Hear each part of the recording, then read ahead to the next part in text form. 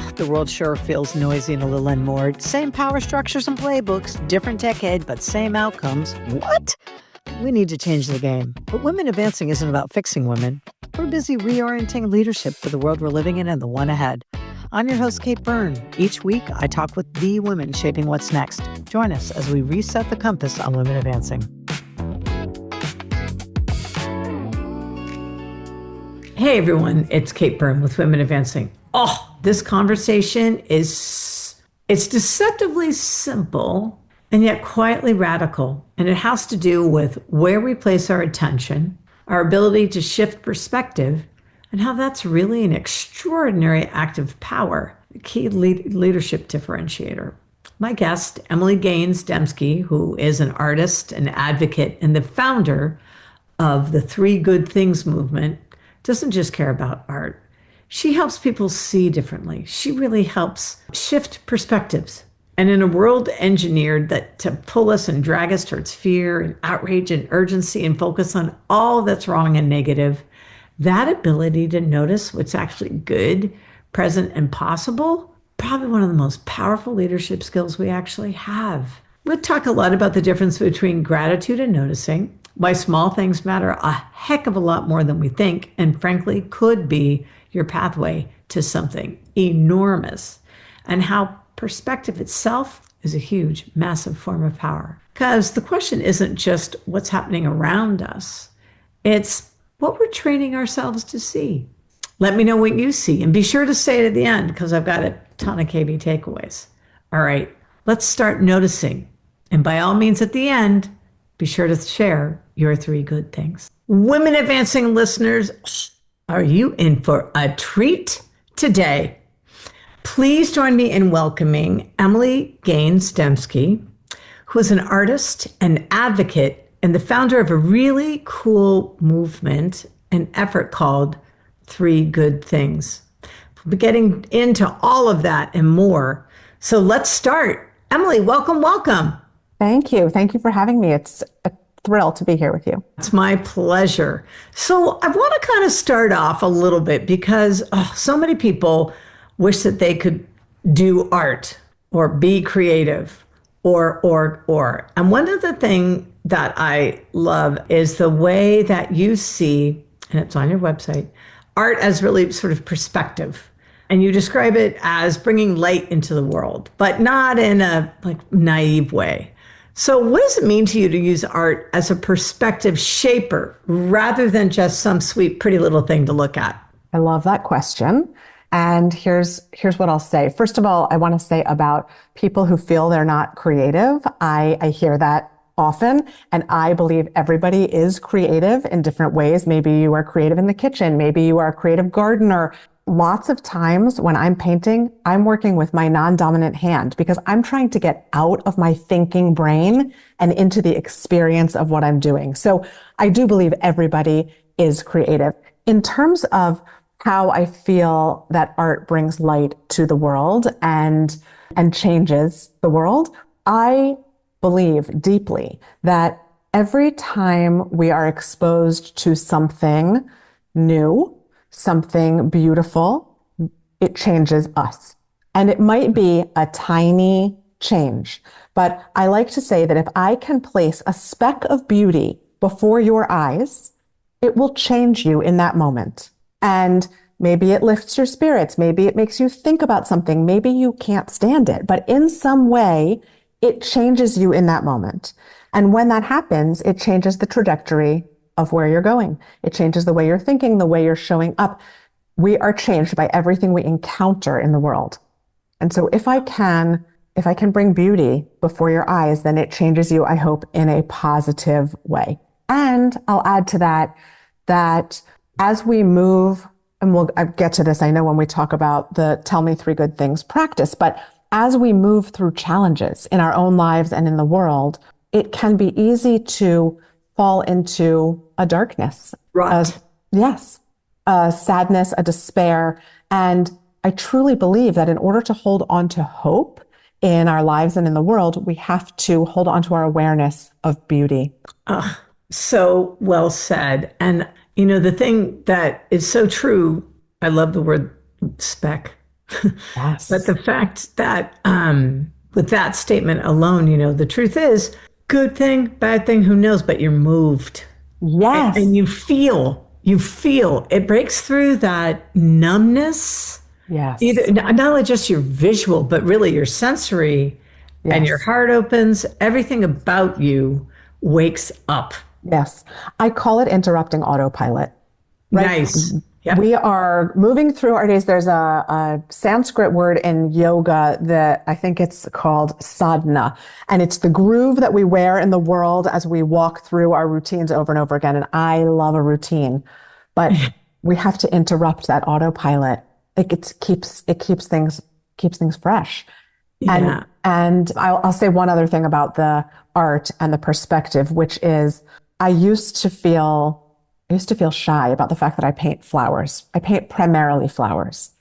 And the reality is I paint flowers because they are a guide. They are a symbol of hope and possibility. We bury Hmm. a little seed in the dirt under the surface of the earth in the dark. And that seed opens in darkness and reaches through the dirt for the light. And the flower is our guide. If the flower can do that, it reminds us that we can do that too. Right. Season after season after season. Yes, yes, yes. If you You're have right. house plants, I have house plants. They grow toward the window. We can do that too. Right. They go to the light. It's so, so beautifully put. All right. So Yeah. share a little bit now, because you referenced the three good things practice. I'm Yep. curious how it came about, because I know it didn't come from a good moment. And I think it was literally you Yes. practicing what you preach, walking your talk. So share a little bit Yes. about that and what you understood about that period and perspective that a lot of people sometimes only learn the hard way. Yeah. So the true origin point happened when I was 25 years old and my father was dying of cancer.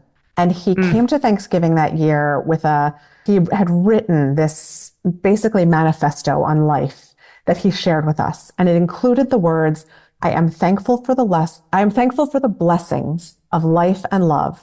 And I am thankful for the lessons I am privileged to extract from my trials and tribulations. I didn't really understand the power of the words at the time, but they have stayed with me my whole life. And in the summer of 2015, I was going through a difficult time personally. My daughter had had an accident, my grandmother had died. I felt like I was standing outside the pastry shop looking in through the window at this beautiful array of pastries, and I couldn't get through the door. Mm. I knew that there was good in the world. I knew that I could learn from my challenges, but I didn't know how to access it. And I remembered that a friend had told me about a thing she did with her friends where they sent each other emails each night with a list of good things from their day. And I remember when she told me this, thinking to myself, that's really nice. And I'm already pretty grateful, and I don't think that would make any difference to me. But then here I was in the summer of 2015, and I was really struggling to find my way out of grief. And I was looking for the tools. I knew it was possible, and I was looking for the tools. So I sat down and I wrote to my friends and I said, I'm going to try this thing. And I started sending my friends an email each night with a list of good things from my day. And my friends started writing back to me. Mm. And very quickly, everything changed because all of a sudden we were on this collective quest for evidence of goodness in the world. Hmm. And we were waking up in the mornings to emails with lists of good things. So imagine starting your day that way rather than starting with the headlines, right? So Yes. really everything changed very powerfully. And in all honesty, I have sent myself an email with a list of good things from my day every single night since August of 2015. And I have Wow. sometimes emailed with those friends, sometimes emailed with other friends. I've emailed with strangers who I met along the way because for a long time, if I would meet somebody who was struggling, I would say, I do this thing. Do you want to, I'll email you. You can email me back. And I collected people. And there is great power in noticing the things that are good. And there is great power in recording those things. And also there's real magic in sharing them. Hmm. So I did that quietly with a handful or a couple dozen folks over many years. And in the fall of 2024, when I felt that the despair in the world, in the atmosphere was so great. I have a dear friend who says, we don't have to do everything, but we have to do something. And I didn't know what to do. And I thought, this helps. I know how to do this. So I started this Substack and I started talking about this practice and sharing more widely. And over the course of 15 months, it has snowballed. And now I sit down each night and I send a list of simple good things from my day to more than 58,000 people who are Wow. invited to then share their lists of good things in the comments. And here's what's happened. First of all, people write to me all the time and they say, this has changed the way I walk through the world. I see things differently. Second of all, we've built a community and we've built bridges across different because there are high school students and great grandparents. There are people of all religions. There are people from 6 different countries that I know of. There are all people, there are executives and farmers and people who are so different. And everybody loves the night when there's clean sheets on their bed. You see that come up over and over, right? There are certain things that we all love. And it expands our awareness of the humanity of the other. Exactly. That's exactly what I was going to touch upon is the humanity of the other. Yeah. In this day when everyone is so numbed out, disassociating, compartmentalized, frankly, getting as small as they can be, just so Yes. whatever's coming doesn't hit them, Yes. blows over, Yes. as opposed to, you know, standing, standing tall, standing big, making open so Yes. that, because that's the thing, isn't it? About the fear. Even when I was just describing that, it really made me think about how it's so dense. It's such a Yes. dense energy. It's so heavy. Ugh. It Yes. bloats you and clogs you up.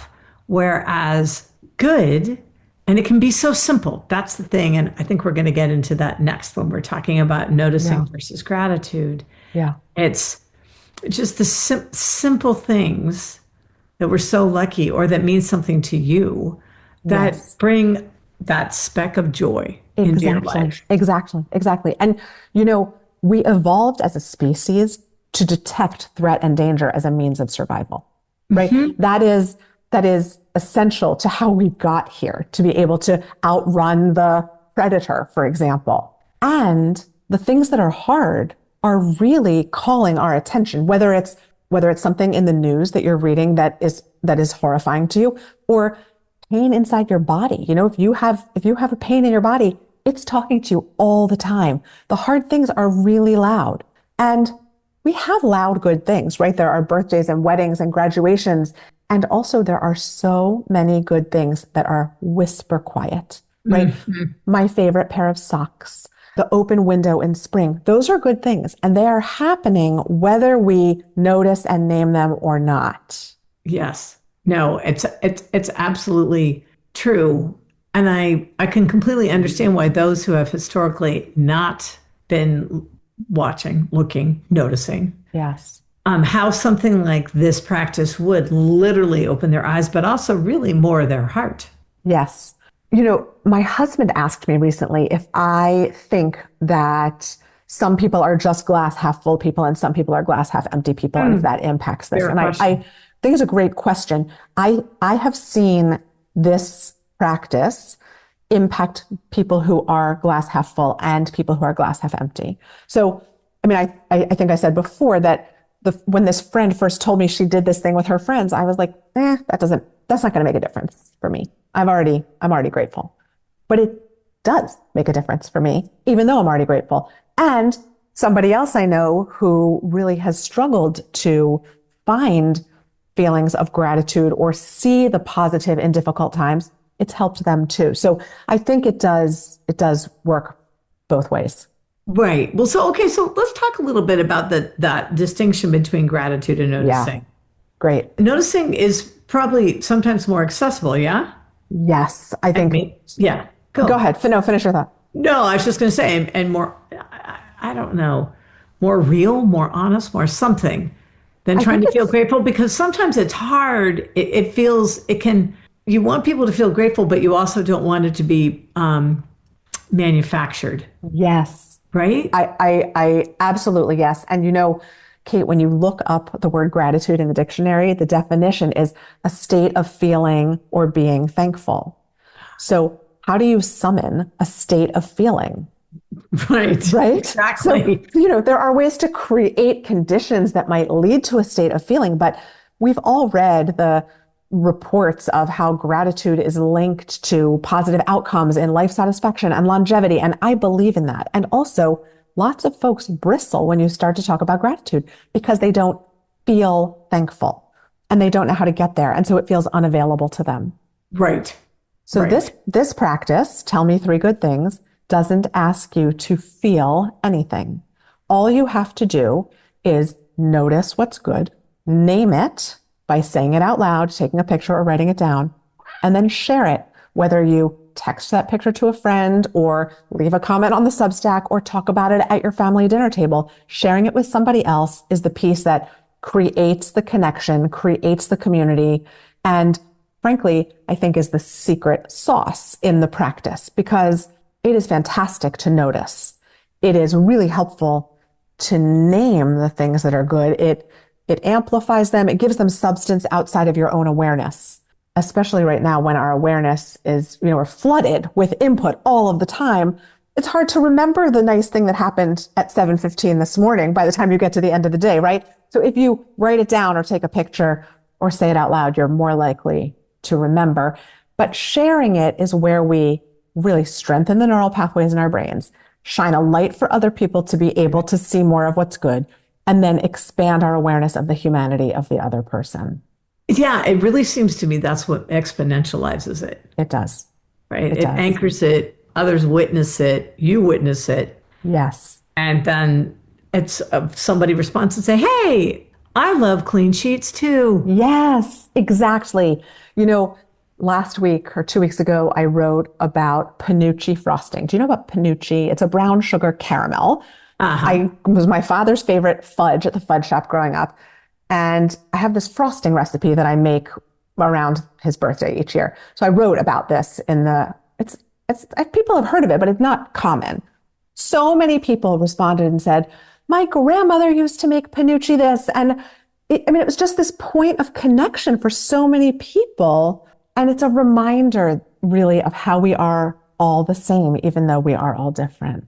And it is a reminder of something so simple as candy or Yes. celebratory fudge or frosting Yes. or your favorite, were you a Fritos person or you know what I mean? Exactly. Exactly. And that's the part that I think it may seem silly, but it's really not.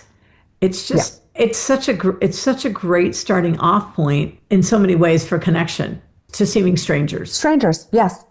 I'll tell you two things. One is that I am constantly reminded. I love it when this happens. So hundreds of people leave comments on the Substack each day. And lots of times people are all over the world, right? Lots of times people will write, the sun was out, the sky was blue. And sometimes somebody will write rain on their list of good things. And every time it happens, I'm so delighted to remember rain is a good thing. It Oh, yeah. makes the flowers and trees grow. We need rain. Some people prefer rain over sun. It depends on the day. It depends on the person. Good things are good things. And it doesn't have to be universal. It doesn't have to be special. It doesn't have to be, you don't have to be on vacation, right?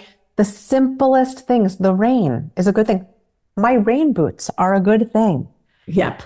Yeah. Exactly. Yeah. It's such a good recall, too, of understanding everyone has different life experiences, Yes. So period. true. So they're Yes. coming from different places. Yes. Yes. Yes. Look, yeah, I'm just sitting there thinking, because coming from California and Northern California, where there were so many fires and such, either that or there was, huge rain, but primarily we had the fires. And so coming out here to Virginia, I'm so cognizant and appreciative of the four seasons. Yes. Yes. In Maryland, I say that all the time. I love living here because I love the seasons. I might like some more than the others, but I believe I appreciate each one because of the others. Absolutely. So, what do you think it actually takes to train yourself? I don't even know if I want to say train myself, but that's probably the right word, I guess, to notice what's good. Because right now, Yeah. as you just said earlier, It's everything is being so dragged down into what's negative and what's Yeah. awful. And it really it keeps us stuck. Yes. Yes. Yes. So that is why I call this a practice, because practice takes practice and practice makes practice. And the same way, Yo-Yo Ma doesn't stop practicing, right? The practice is something that goes on. We do it regularly. It's not a means to an end. It's a means, the end is the practice. And I so I like, love that. yeah, yeah. So I always say, when we practice, so it would be easy sometimes to say, oh, it's a great day. Like everything went so well today. And I have so many things I don't even know where to start. I don't need to make a list today. But when we practice on the good day, it helps develop the muscles so that when we get to the hard day where we think, I don't even know what to do with this, we already have a muscle memory that teaches us how to do it. So it's like any other practice, whether you're lifting weights or learning to play the piano. It's anything like that. It's teaching your brain a new skill. And this one is so simple. So there are folks for whom the noticing comes easily, and there are folks for whom it doesn't. So when the noticing doesn't come easily, here's what I like to say. First of all, it helps that other people are sharing because sometimes that sparks something for you. Right. That's true. And there are lots of prompts to generate the noticing. So for some people, it's a body scan. I'm paying attention right now to my body. What are the parts that are working? I frequently mention opposable thumbs, right? Oh my It's gosh. so simple, but it's such a good thing. My heart is beating. I woke up this morning. So it can be about your physical body. It could be something, Kate, from your 7th birthday party. It doesn't have to be from today. It can be old. It can be repetitive, because turning our attention to something good is turning our attention to something good. It doesn't matter if it's from today. Good is good. I mean, there isn't a limitation on an expiration date. Correct. Correct. And so if it's hard in a particular day, then there are lots of other access points to get into the noticing. And when all else fails, I do come back to my heart is beating, the air is moving in and out of my lungs, and I have opposable thumbs. No kidding. I love that. Well, so how do you hold both the hard things and the good things? Because to your point, they're both there. And Yes, so you don't want it to be like Pollyanna, la la la. correct.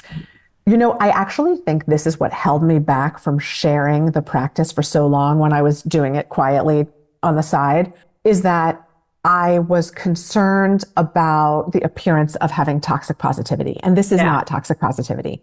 This is not, I say this all the time. This is not instead of what's hard in the world. What's hard needs our attention. If you have pains in your body, you need to go to the doctor. If you are worried about what's happening in your community, you need to step up and take action. What is hard needs our attention. Right. This is in addition to what's hard. This is so that we don't lose sight of the fact that there is good in the midst of the hard. This is how we keep our spirits and our hopes alive and hold a vision for a brighter future. So as long as we can keep stoking the fires, the embers of what's good, we can keep hope alive inside of ourselves and in our communities. That's a great visual, actually. I can see it Yeah. through your words. Well, so then with this, I can't help but think, I start thinking about leadership, right? Is perspective in some ways a form of power? I think it is. I mean, I believe that it is. The way I see the world is that we don't choose what happens to us, but we choose the way we respond. Yes, agreed completely. So in that way, I do believe that perspective is power. We choose what story we attach ourselves to. We so often think something is true. And when we investigate it, it turns out there are other ways of seeing something. That I used to say when my kids were little and we would, be in a restaurant where there's those glass salt shakers. Oh, And yep. I would say to them, some people would look at that and say it's clear. Some people would say it's full. Some people would Right. say it's square. It's all of those things, right? It's not any one thing. And there's so many different ways to see it. I think the more we can be flexible and nimble in the way we look at problems, look at our lives, look at the world, the more potential we have for creative solutions. So that would be a great way of how perspective can really help leaders, how it actually impacts how they lead. Yes. Yes. I, I Yes. would I would think. I would just add to that, Kate, that this tell me three good things practice is so simple. So simple, so simple. It takes you 2 minutes to do this, but it is a little loosening of the fixed, it can be a loosening of the fixed mindset or that stuck energy. It's just enough to maybe untie a knot.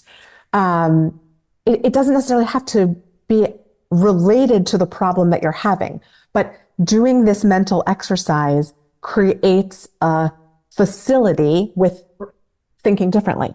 Right. And space. And then all of a sudden, bam, solutions can come. I was Yes. also Yes. thinking by having that sort of the more positive perspective, it certainly would, I think of it akin to a resting heart rate. When you work up and then your heart goes up and then you quickly, it helps auto regulate. Yes. Similarly, this kind of perspective would certainly help your resilience factor, Yes.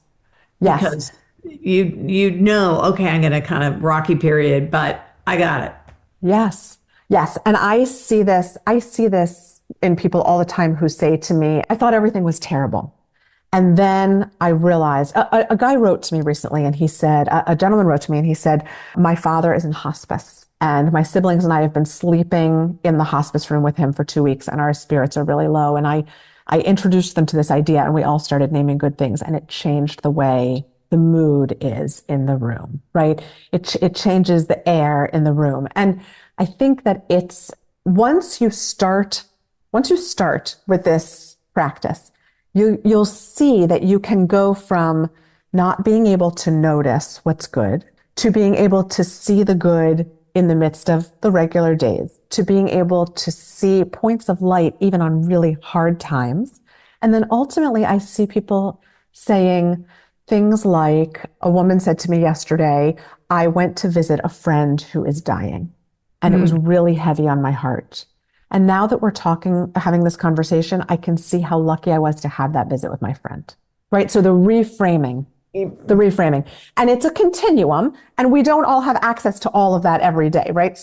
And also, when we say three good things, that is not the sum total of our lives. That is not a picture of somebody's whole story. We are all carrying heavy weights. The weight of the world is heavy.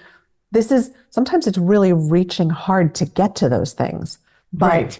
But it is a continuum and the whole range is there for you. Well, I also think it really helps you take a beat and realize, okay, so just as you said, altering the perspective and saying, okay, things happen for me, not to me. So if that's the case, Yes. then what positive, as your friend brilliantly did, Yes. how else can I be looking at this? Yes.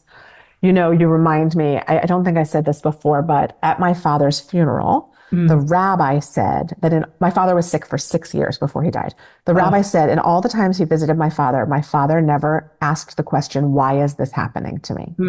And my takeaway from that was, alongside of my father's words at that Thanksgiving dinner about the lessons we can extract from our trials and tribulations, my takeaway was, I can ask, what can I do with what's happening to me? What can I learn from what's happening to me? Right. And that has been my guiding force.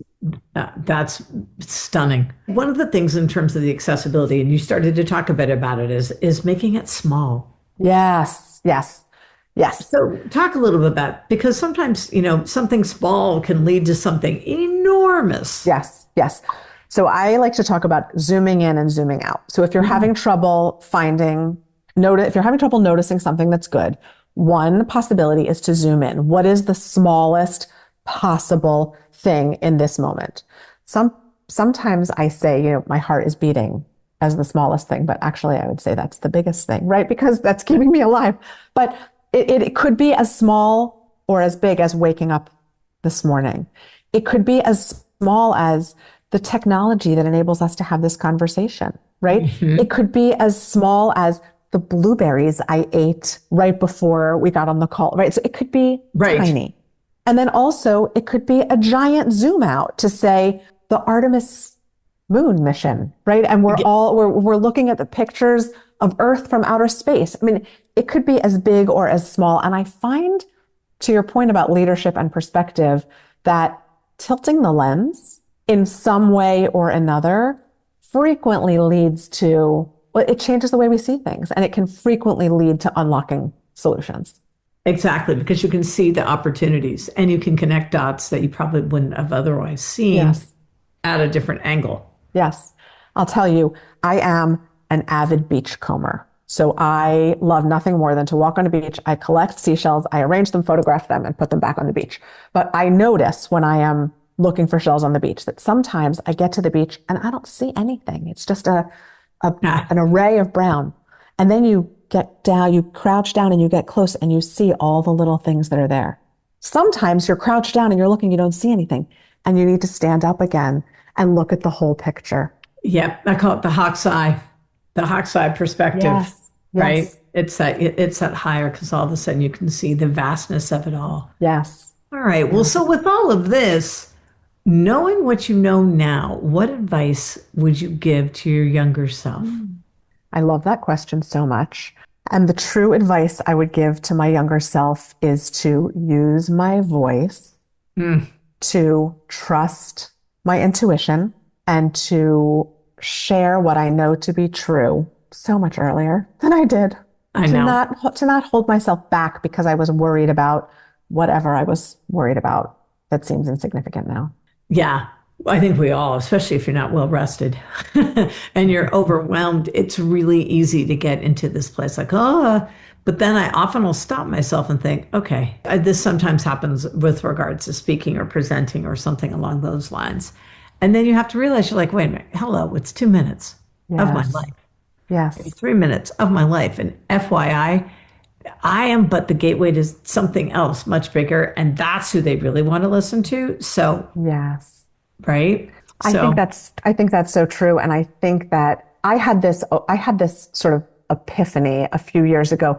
I have always said that I felt like all of my work is about bringing light into the world. And yet I was holding back. I was keeping my work. I had paintings that were in a closet. I realized, oh, I'm literally and metaphorically hiding the light. I'm not actually doing the work. It's not enough to think about it or make a painting. It has to go into the world in order to do what it's meant to do. to do its thing. Exactly. Yeah. Well, so one last thing, spill the tea on you paint flowers. Yes. And that's because of the light It's they because represent. it's because of the light. It's truly because of their representation of hope and possibility. It's truly because I used to paint flowers and horizons. So landscapes with a lot of sky. I don't paint those as much anymore. I used to paint some still lives and some figures and other things. And in 2016, I think I had a show that was only flower paintings.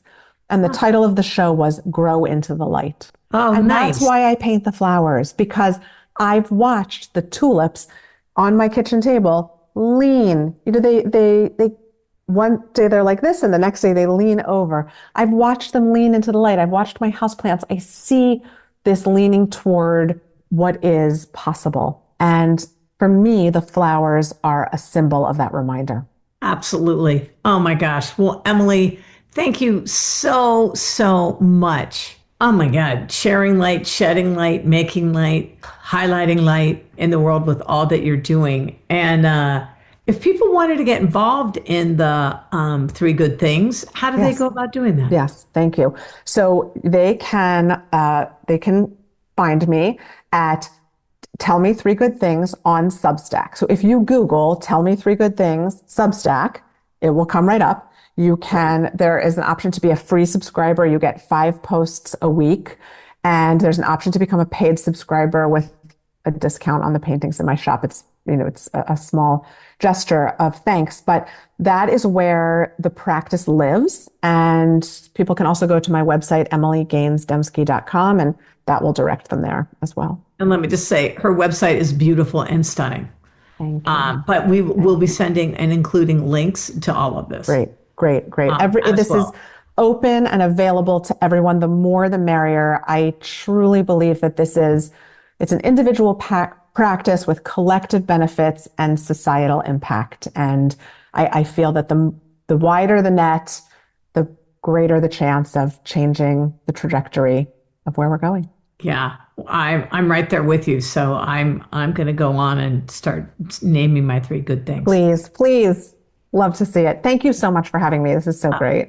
Well, wasn't that a cool conversation? I love having the opportunity to just take a beat and look outside the day to day and really notice all that is amazing in our lives, because there's a lot. KB takeaways, they're going to lend a little bit more towards the spiritual, quite frankly, and I don't think that's a bad thing. Attention is not neutral, it's directional. So where we place it shapes not just what we see, but what we believe is possible.